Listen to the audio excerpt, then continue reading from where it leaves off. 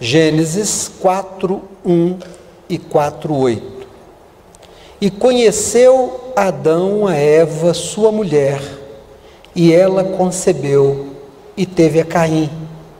E disse: alcancei de Deus um filho. Verso 8. E falou Caim com seu irmão Abel, e sucedeu que, estando eles no campo, se levantou Caim contra o seu irmão Abel e o matou. Eu vou ler outra vez, verso 1. E conheceu no sentido de que fez sexo, entrou em intimidade. E teve Adão intimidade com Eva, sua mulher, e ela concebeu, e teve a Caim. E ele disse: alcancei de Deus um filho. Verso 8. E falou Caim com seu irmão Abel, e sucedeu que, estando eles no campo, se levantou Caim contra o seu irmão Abel e o matou. Amém. Irmãos, o ser humano, ele é como uma pedra que foi lapidada e ficou multifacetada. Quando você pega uma pedra lapidada, seja ela a pedra que for, ela tem muitos cortes, muitos lados. E quando você olha, um lado é muito parecido com todos os outros ou com alguns dos outros, conforme o desenho da lapidação. O ser humano, ele é assim, ele é multifacetado, ele tem muitas facetas. Então o ser humano, ele é um ser econômico. Nós medimos tudo, nós medimos o tempo, nós medimos o esforço, nós medimos o dinheiro, nós medimos o prazer que as coisas nos dão ou o desprazer, e nós classificamos como muito, como pouco. Nós temos então essa coisa da economia, tendemos a querer juntar aquilo que pode ficar escasso, para que não tenhamos falta. Prova de que nós somos seres econômicos, somos também seres sociais. A nossa natureza é de nos juntarmos. Solidão mata. Mais do que nunca, em qualquer outra época, agora as pessoas estão morrendo de solidão. Por quê? Porque, primeiro, as pessoas estão cada vez mais consumistas, querem ter mais de tudo. O mundo que produz de tudo, produz muito de tudo e cada vez mais itens, e nos estimula a possuir, de tal maneira que nós temos que trabalhar mais e todo mundo em casa tem que trabalhar. E aí as pessoas estão se distanciando. Nós temos dado saltos tecnológicos nos últimos 10 anos, mais do que nos últimos 90 anos antes deles. Hoje as pessoas estão cada vez mais ocupadas com seus próprios pensamentos, com seus próprios gostos. Cada um tem o seu smartphone, cada um tem o seu tablet, cada um fica num canto. Então não é mais incomum a gente encontrar pessoas, e às vezes marido e mulher, pais e filhos, namorado e namorada, num restaurante, cada um sentado, olhando para o seu celular, um em frente ao outro, mas cada um olhando para o seu celular. As pessoas fazem isso o tempo inteiro. A gente já se habituou. E como nós estamos trabalhando cada vez mais para termos mais de tudo, e não estamos tendo tempo, interesse de estreitarmos os laços, estamos vivendo mais em função dos avanços tecnológicos na área de medicina e de farmácia, nós estamos cada vez mais solitários. Então o homem se percebe doente, indo a óbito em função da solidão. Prova de que nós não fomos feitos para a solidão, apesar de estarmos vivendo em solidão. Somos seres sociais, gostamos de nos juntar. Existem pessoas hoje que desenvolveram trabalhos belíssimos de visitar as pessoas que estão solitárias. Os velhinhos, os que estão acamados nos hospitais, os presos, os vizinhos. E se você puxar pela memória, você vai lembrar de um parente, ou você vai lembrar de um vizinho, de um amigo, que é extremamente solitário e está ficando doente em função da solidão. Nós somos seres sociais. Mas o ser humano, primeiro, ele se percebe um ser de corpo. Ele se percebe no mundo através das sensações que o corpo dá. Então ele se percebe um ser material, ele se relaciona com tudo pelo corpo. Ele só consegue perceber algo quando ele vê, quando ele ouve esse algo, quando ele toca esse algo, quando ele cheira esse algo ou quando ele põe esse algo na boca. Nós nos relacionamos então com o mundo e passamos a conhecer o mundo a partir do corpo. Sem o corpo não fazemos nada. Precisamos então do corpo para nos entendermos seres vivos.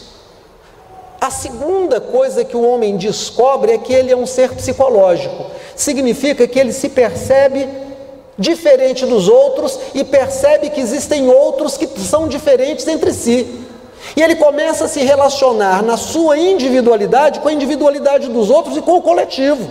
Ele sabe que a soma dos indivíduos forma um coletivo. Então, o ser humano se percebe diferente dos demais, tem gostos diferentes, conhece a sua história, lê a sua história, interpreta a sua história, se projeta no seu futuro imediato através das relações que ele tece individualmente com as pessoas, algumas muito próximas, outras mais distantes, algumas em amor, outras em raiva, umas com muito apreço, outras com certa indiferença, e também se relaciona com o todo, com o coletivo.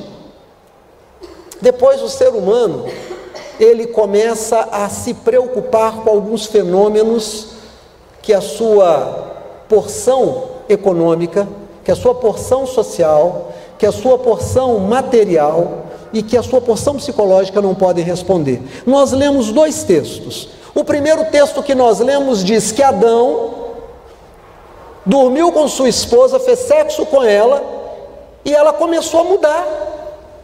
Foi o primeiro filho do primeiro casal. De repente ela começa a mudar o corpo, ela começa a ficar mais cheinha, a barriga começa a crescer, os seios começam a ficar maiores, o nariz começa a crescer, ela começa a ter enjoos, ela começa a passar mal, ela começa a ter desejos estranhos, ela começa a ficar muito temperamental. E ele percebe que alguma coisa diferente está acontecendo, mas ele nunca passou por aquilo, ninguém explicou o que é aquilo.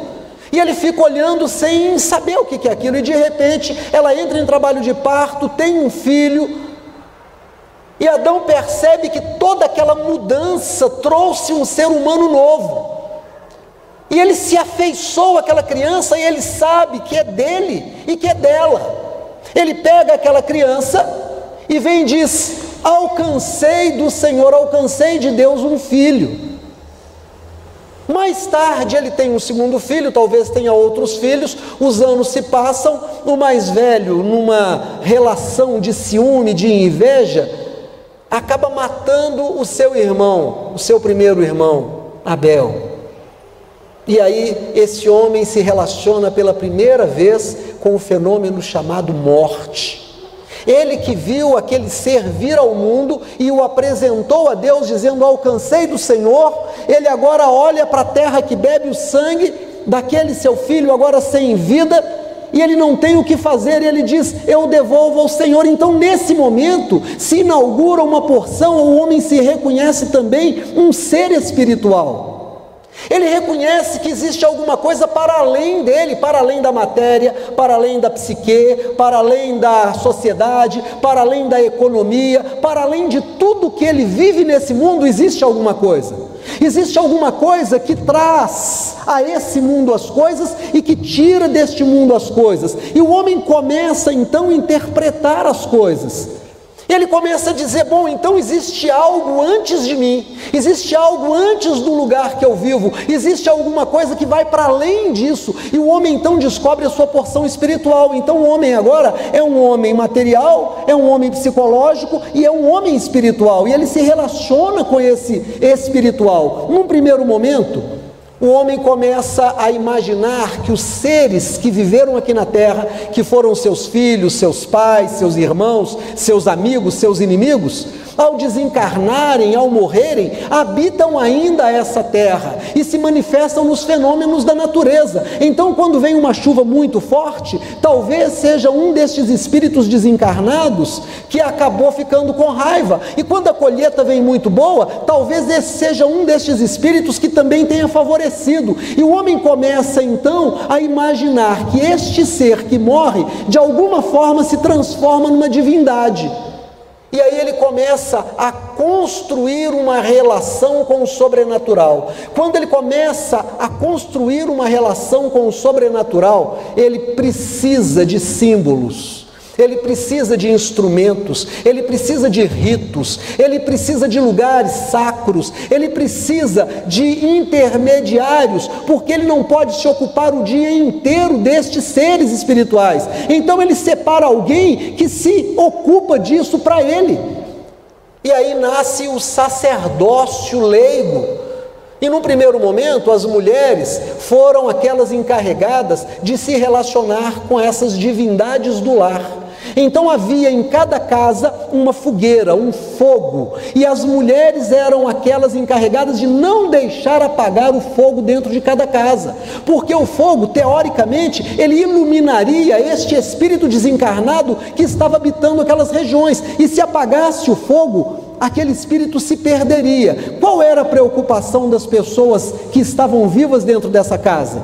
Elas sabiam, por experiência, de que elas também morreriam, e elas precisariam garantir que as novas gerações mantivessem o fogo aceso para elas, quando elas desencarnassem. Então, esse sacerdócio passa a ser agora hereditário, e ele passa a ser agora entregue às gerações por tradição, e nasce a tradição religiosa. E aí, irmãos, algo acontece fantástico. O homem começa a se tornar um ser cultural. Significa que o homem começa a produzir conhecimentos específicos, começa a produzir tradições as quais ele vai deixar às gerações futuras. E ele começa a se ocupar dessas coisas, e ele passa um conjunto enorme de elementos, de valores para as gerações futuras. Você gosta de queijo? Tem alguém aqui que gosta de queijo? Ah, queijo é tão bom, né? Falar de queijo em Minas Gerais, é claro, um bom mineiro gosta de queijo, mas você sabia que o queijo canastra só é fabricado na região da Serra da Canastra? Por isso ele leva esse nome, e é proibido por lei que a receita do queijo da Serra Canastra seja produzida em qualquer outra região. O queijo do Cerro, aquela região de Diamantina, só pode ser produzida lá e tem um selo. A receita é completamente diferente daquela da canastra. O tempo de maturação, o tanto de coalho, no tanto de leite, o tempo que vai ficar, tudo é diferente. Quando você vai para a região de Araxá, também existe ali uma indústria de laticínio que produz um queijo maravilhoso, com outra receita, outro sabor. Se você quiser beber um bom espumante, há quem goste de um bom espumante, você vai tomar alguma coisa produzida no Brasil, que tem o nome de espumante.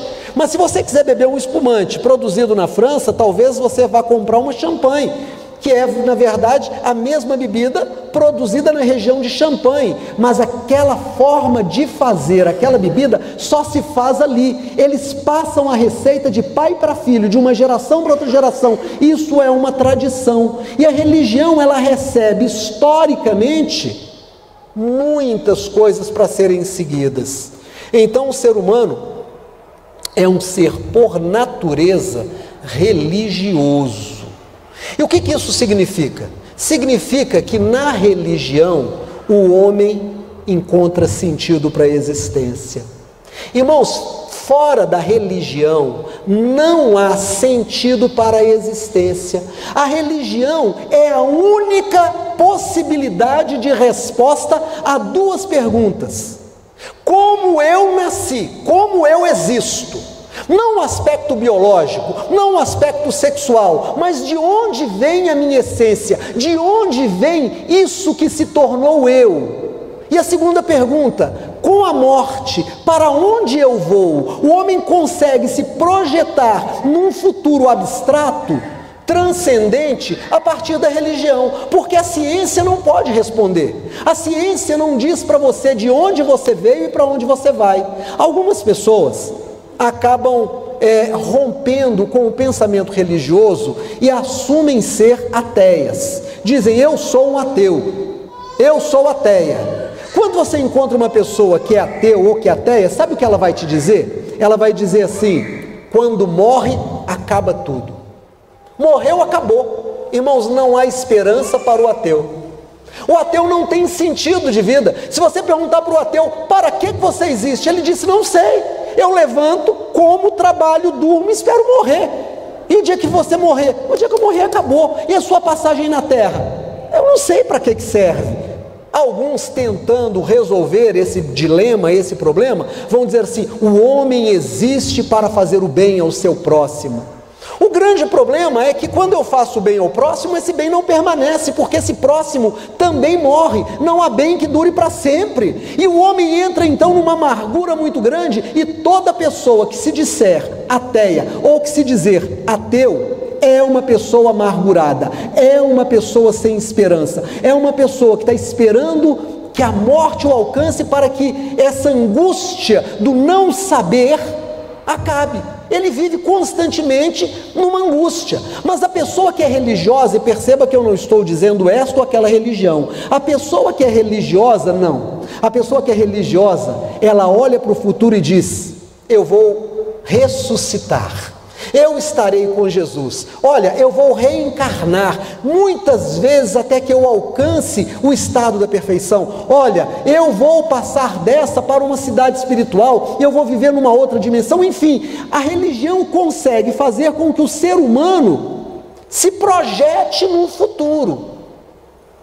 Nós temos a felicidade de nos encontrarmos com a tradição, com valores que estão numa história relatada na Bíblia. Nós temos a riqueza de muitos ritos, nós temos muitos costumes, nós temos uma instituição chamada igreja. Jesus vai dizer assim, olha, a igreja é o meu corpo, eu sou cabeça, eu dirijo a igreja, mas é a igreja que avança, há futuro para a igreja, e ele diz, cada um de nós é uma parte dessa igreja. Naturalmente, quando a vida vai passando e as pessoas não se envolvem com aquilo que elas se comprometem, e aí a importância de você se comprometer com aquilo que você acredita. Quando eu acredito, eu preciso me comprometer. Se eu não me comprometo, eu esqueço. Quando eu esqueço, quando eu deixo de lado, a amargura do não saber volta a mim. Algumas pessoas começam a desconstruir toda a riqueza que a religião nos dá. Perceba que é só a religião que nos faz olhar para o futuro e esperá-lo. Porque se você não espera na religião, você não tem onde esperar. A ciência não diz o que acontece depois da morte. Não diz, é impossível. Para a religião, há começo naquilo que nós chamamos de final de vida. Para a ciência, paralisa-se ali. A ciência não ousa dizer que há, nem ousa dizer que não há. O ateu ousa dizer que não há. Mas então, o homem religioso, ele recebe, por exemplo, a riqueza da oração. O que é a oração? É a capacidade de movermos o coração de Deus. Engraçado isso, né? Alguém vem desconstruindo a religião e diz, não preciso orar. É bobagem orar, nós não precisamos mais orar. Porque Deus já sabe tudo o que nós precisamos. Se Deus já sabe tudo que nós precisamos, para que eu vou orar? Para que eu vou pedir? Eu vou orar por algumas razões. Primeiro, porque eu recebi uma ordem dele, orai sem cessar. Em tudo dai graças, pois essa é a vontade de Deus para vós em Cristo Jesus. A primeira razão é porque Jesus me mandou. A segunda razão é que Jesus me deu o exemplo, ele orou. Ele pega alguns pães e alguns poucos peixes, dá graças e multiplica após a oração. Paulo, ele orou várias vezes. Tiago escreve dizendo que muito pode, por sua eficácia, a oração do justo. Então, irmãos, quando alguém vem desconstruir a religião dizendo não precisamos orar, pelo contrário, eu preciso dizer para essa pessoa, você enlouqueceu, você é um louco. A oração é parte preciosa de uma vida religiosa. É quando eu entro na presença de Deus por algo que só quem é religioso conhece, que é a fé. Quem não é religioso não conhece fé. Tem gente que diz, eu não sou religioso, mas eu tenho muita fé. Querido, desculpe, no máximo o que você tem é convicção. Convicção é diferente de fé, porque a convicção é uma certeza em alguma coisa que você possui, algum indício que você possui. alguma razão que você tem, algum conhecimento muito factual, mas a fé não. A fé, ela é deslocada de todas essas coisas. A fé é a certeza das coisas que eu não vejo e a firme convicção de coisas que eu apenas espero. Eu não vejo nada dizendo que algo vai acontecer, mas eu creio que Deus pode fazer acontecer do nada. Como aquele homem Adão, quando você pega o seu filho e diz, eu recebi de Deus. Quando ele pega o cadáver e diz, eu entrego a Deus. Só quem tem essa experiência de fé pode ver a dimensão de uma oração com resposta. Ele espera, porque sabe que o Deus que fez os ouvidos ouve. Irmãos, isso é tremendo. A segunda coisa que a gente precisa entender é que nós temos ritos. Nós temos ritos. Quem diz que não gosta de religião, quem diz que a religião não existe, não celebra a ceia, porque a ceia é um ritual. Você pega o pão, você parte o pão, você faz uma oração, você distribui, você pega o vinho, você distribui o vinho, depois você come o pão, bebe, ora, agradece. Há um ritual, você não chega de qualquer jeito. A gente não chega aqui e diz assim, gente, hoje a nossa ceia é com pão integral. E aí a Beth diz, amém pastor, glória a Deus, farinha branca faz mal. Na outra semana a gente chega e diz, irmãos, nós vamos variar, hoje nós vamos fazer a ceia com panetone ou chocotone. E aí o Mateus, que gosta muito, fala, amém pai, isso é coisa boa. Não, irmãos, o ritual tem o pão certo. Aqui na igreja nós temos uma pessoa muito especial, muito querida, muito amada, que se dedicou, que fez um voto a Deus, e ela faz esse pão para o Senhor. O vinho, o suco de uva, não é qualquer suco de uva. Hoje nós vamos variar, irmãos, nós vamos comprar Fanta Uva e vamos celebrar a ceia do Senhor com Fanta Uva. Não, nós não fazemos isso. Nós vamos usar aquele vinho que para nós tem toda uma carga espiritual, tem uma tradição envolvida. Então quem nega a religião não tem mais ritos. Mas eu recebi uma riqueza. E qual é a grande vantagem do rito? Seja o rito do Shabat, quando na sexta-feira ao final do dia a gente acende as luzes do Shabat, quando a gente veste a melhor roupa, quando a gente tem a melhor louça na mesa, quando a gente tem o jantar após todo aquele ofício, ou na ceia da Páscoa, ou no final do ano, ou mesmo mensalmente, ou no batismo, porque quem diz que não é religioso não batiza mais, porque batismo é rito, é parte da religião. Se não tem religião, não tem mais batismo. E aí você desconstrói completamente a relação com o divino, a relação com o transcendente. Qual é a grande vantagem dos ritos? Eles são didáticos. A criança vê e aprende. A pessoa que chega e começa a caminhar nesta fé, aprende. E nós começamos a praticar e descobrir toda a carga de poder nos símbolos que nos são entregues pelas gerações passadas. Em algum momento nós entregamos isso para as gerações futuras. Sabe, irmãos, é fantástico. É muito legal, quando eu me vejo já bem mais velho de que quando comecei o ministério, e começo a olhar pessoas novas como o Tiago, é um menino, no bom sentido, o Mateus, que é um menino, que são gerações novas que estão chegando, porque eu estou passando. Daqui a pouco eu morro, daqui a pouco, não é? Se eu for havido, digno de passar pela morte, o Senhor vai levantar outro no meu lugar, mas essas pessoas aprendem através de todo esse ritual que a gente recebe. Nós temos um lugar santo. Irmãos, os lugares santos existem. Tem gente que diz, não existe lugar santo. Existe, irmão, isso aqui é um lugar santo. É um lugar separado e aceito por Deus. Não é um lugar onde a gente diz assim, vamos arraidar os bancos e nós vamos fazer o forró da bênção. Hoje, irmã, pode vir preparada para o forró da bênção. Não tem forró da bênção nesse lugar. Pastor, nós vamos tirar isso aqui, nós vamos fazer uma academia de ginástica e nós vamos sambar aqui. Não, nós não vamos fazer isso. Aqui é um lugar onde nós nos reunimos para estudar a palavra. É um lugar diferente, esse banco pertence a Deus, as escadas são do Senhor, esse prédio é do Senhor. Tudo que acontece aqui, você quando entra nesse lugar, você entra na presença de Deus pela sua fé e por todo um conjunto religioso que você recebeu. Então a religião é, na nossa vida, uma bênção. Tem gente que diz, religião não salva. Olha, quando você fala de salvação, você já está falando de religião, porque você já está dizendo de salvação de uma condenação. E se você fala de uma condenação, você está falando de uma condenação dada por um ser supremo, um ser superior. E se você vai se relacionar com esse ser superior, você vai se relacionar com a sua porção espiritual. E se você vai se relacionar com a sua porção espiritual, vai ter que ser através de tudo que a cultura trouxe para você. Então não é de qualquer jeito. Você precisa se relacionar com Deus. Você entra nesse lugar para estar na presença dele. E aqui, meu irmão, minha irmã, eu quero dizer a você, eu vou te pedir, por favor, presta toda atenção. Se você me emprestou sua atenção até agora, dobre a sua atenção agora. Você não se relaciona na religião com o sacerdote.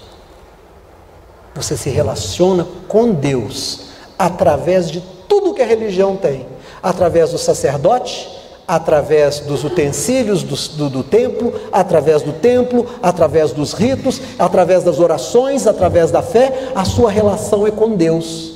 Por isso, o pastor Ademir fica muito triste quando alguém chega atrasado. Você não está me causando nenhum mal. Você não está me causando nenhum constrangimento. Você está dizendo a Deus que Ele não merece o seu melhor. Por isso o pastor Ademir insiste em que você dê hoje o seu melhor a Deus, porque vai chegar o tempo em que você vai ter falta. Sabe, irmãos, ontem eu tive um desses privilégios que a vida dá pra gente, né? De manhã eu estava pedalando no cerrado e longe, né, eu vi uma caminhonete apontar lá na frente. E eu pensei, engraçado, parece a caminhonete do irmão Orlando. Irmão, e era o irmão Orlando. E aí a gente combinou de almoçar junto. Falei, eu vou terminar esse pedal e daqui a pouco, né, a gente almoça. E fomos almoçar num lugar muito legal, em Três Marias. Estava com a Simone, vindo embora já. E eu vi um moço carregando umas boinhas, umas coisas, e com a mão na mão de um menino pequeno. E eu falei com a Simone assim, Simone, para quem não sabe, é a minha namorada, né, mãe dos meus filhos, minha esposa. Falei, que saudade que dá do tempo que o Mateus e a Amanda eram pequenos. Se eu soubesse hoje, se eu soubesse naqueles dias o que eu sei hoje, eu não ia me preocupar tanto com o trabalho, eu não ia me preocupar tanto em suprir necessidades imediatas, e eu ia gastar muito mais tempo com o Mateus e muito mais tempo com a Amanda, porque agora eu olho e me dá uma saudade enorme, e eu vejo os vazios que eu deixei acontecer, porque naquele momento eu estava preocupado em comprar material escolar, em pagar a luz, em pagar o escolar, em pagar um monte de coisa, e parecia que aquilo era mais importante, mas olhando hoje eu digo, não era o importante. O mais importante é que eu subisse o morro e soltasse papagaio com o Mateus, o mais importante é que eu contasse mais histórias para Amanda dormir, o mais importante é que eu estivesse com eles no quarto, apenas estando. Quando eu olho algumas fotografias deles pequenininho, eu numa rede deitado, um de um lado, outro do outro dormindo, quando eu vejo fotografia deles num fusquinha, um de um lado, outro do outro no banco, são momentos felizes. E um dia desse eu fui à nossa casa em Santa Luzia, entrei naquela casa que já não é mais habitada por nós, e andei por ela e disse para mim, eu fui tão feliz nesse lugar, mas eu não sabia naquela hora que eu estava sendo feliz. Eu só descobri que eu fui feliz depois que eu saí de lá.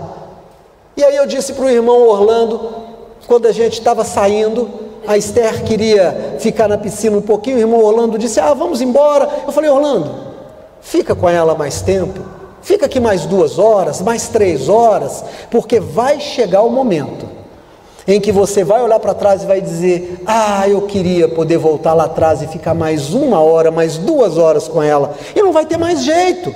Irmãos, essa é uma experiência psicológica, essa é uma experiência física, essa é uma experiência cultural, é uma experiência social, mas que eu posso projetá-la no meu conhecimento espiritual. Então, quando o pastor Ademir diz para você, não deixe de vir na escola dominical, não deixe de vir no culto de quarta-feira, não troque o culto de domingo à noite pelo fantástico, não troque a escola dominical pela visita que chegou, não faça corpo mole, porque lá na frente você vai olhar para trás e vai dizer como um salmista num dos salmos, Ah, eu me lembro de quando eu ia em procissão à casa do Senhor, e eu ia à frente de todo o povo, cantando e salmodiando ao Senhor. Ou então, lá no Salmo 137, quando aqueles que estão cativos dizem: ah, que saudade tenho de Jerusalém. Aqueles que nos trouxeram cativos nos pedem que entoemos um dos cânticos de Sião. Como entoaremos o canto do Senhor em terra estranha?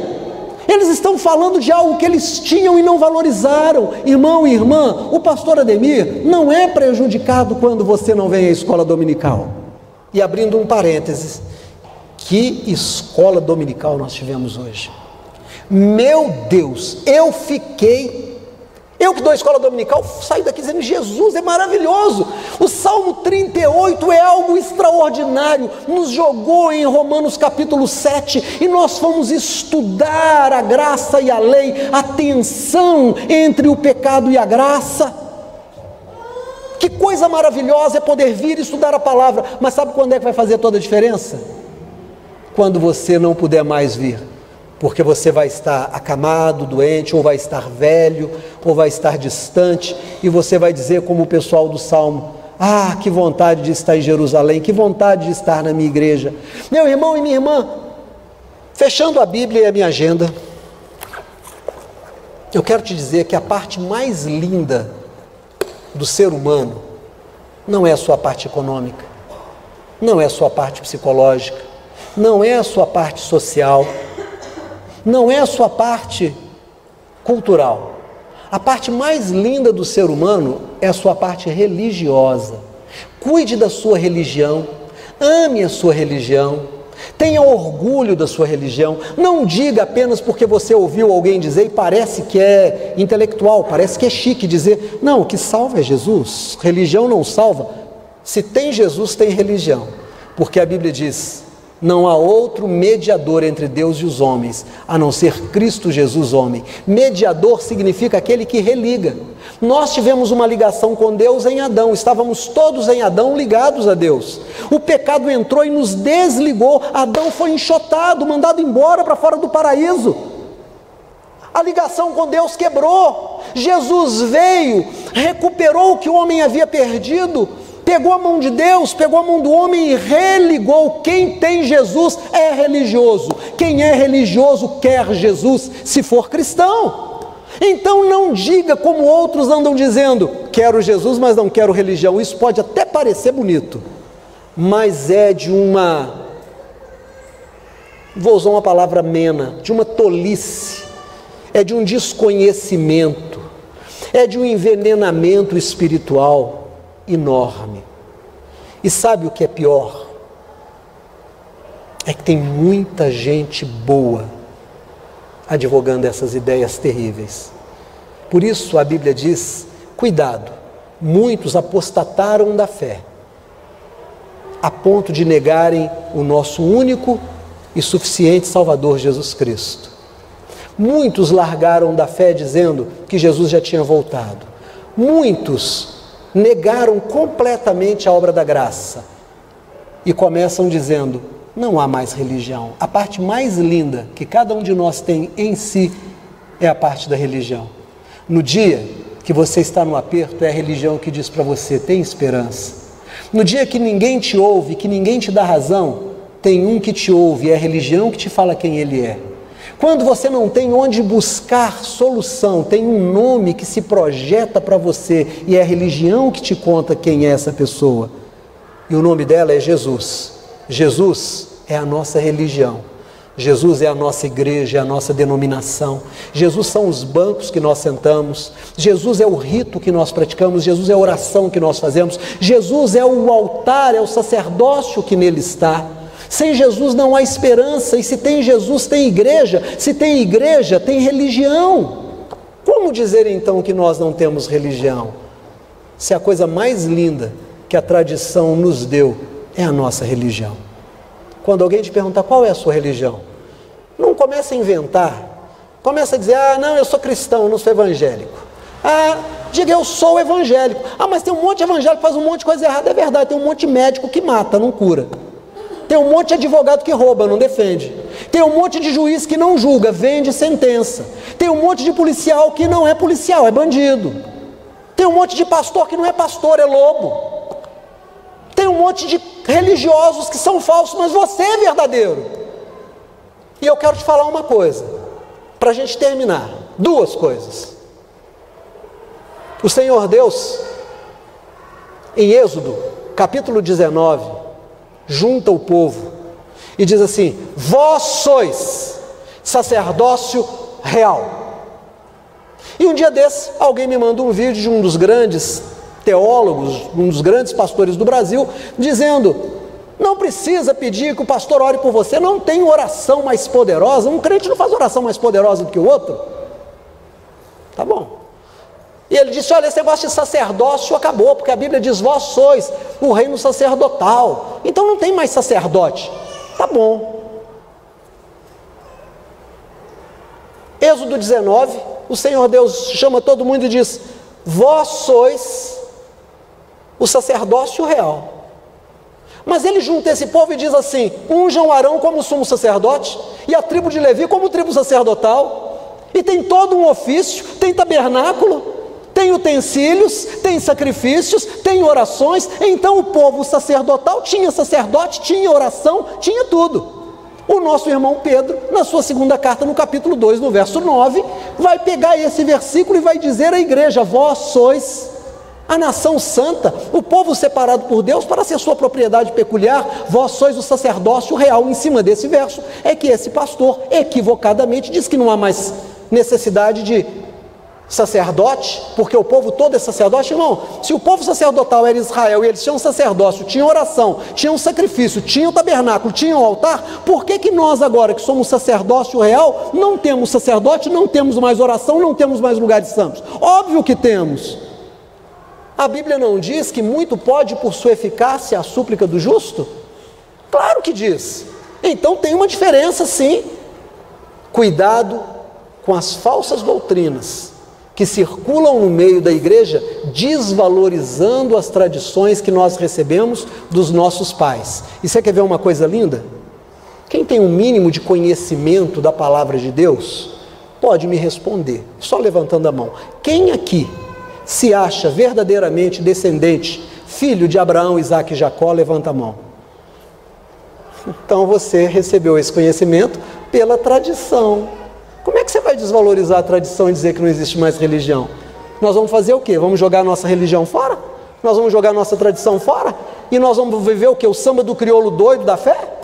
Não. Nós somos de Jesus e servimos a Jesus na nossa religião. Quando alguém te perguntar o que você é, não diga eu sou cristão. Diga eu sou evangélico, porque eu creio nos evangelhos, Mateus, Marcos, Lucas e João, e todos os outros livros que compõem a Bíblia. Eu sou um cristão evangélico, ou eu sou um cristão católico, sei lá, a sua fé, defenda a sua fé, ame a sua igreja, ame a sua fé, em nome de Jesus. Amém? Fique de pé.